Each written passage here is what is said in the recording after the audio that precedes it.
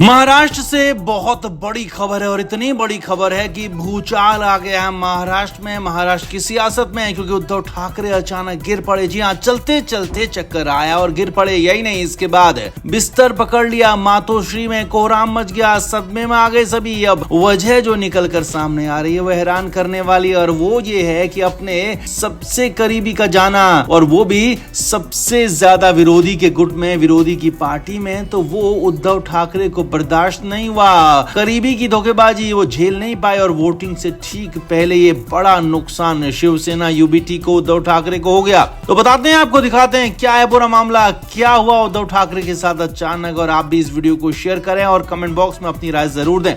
तो मुंबई में उद्धव ठाकरे के हालात बेहद खराब हो गए हैं। अब तो उनकी हेल्थ तक बिगड़ने की खबर है। एक झटके की वजह से ऐसा हुआ है, क्योंकि उद्धव ठाकरे एक करीबी का धोखा, करीबी का साथ छोड़ना बर्दाश्त नहीं कर पाए। पूरी कहानी समझिए। असल में उद्धव ठाकरे की पार्टी शिवसेना यूबीटी के बड़े लीडर और विधानसभा में पार्टी के उपनेता रहे बबन राव घोलप ने फाइनली शिंदे गुट को ज्वाइन कर लिया। हालांकि कई दिनों से, या कहें कि कई महीनों से बबन राव घोलप के शिंदे गुट में जाने की बातचीत चल रही थी, मामला चल रहा था, लेकिन उद्धव ठाकरे को लग रहा था कि वो बबन राव घोलप को मना लेंगे, उनको कहीं और नहीं जाने देंगे। लेकिन अचानक कुछ ऐसा हुआ कि घोलप ने शिवसेना का शिंदे गुट ज्वाइन कर लिया और पूरी तरह से उद्धव ठाकरे का साथ छोड़ दिया। आगे देखिए, बबन राव घोलप ने शिंदे गुट में शामिल होते ही उद्धव ठाकरे पर हमला भी बोल दिया और परिवारवाद तक का आरोप लगा दिया। अब जैसे ही उद्धव ठाकरे को यह खबर पता लगी तो उनकी हालत खराब हो गई। जी हाँ, बबन राव घोलप के शिंदे गुट में जाने की खबर मिलते ही उद्धव ठाकरे अचानक गिर पड़े, बिस्तर पकड़ लिया।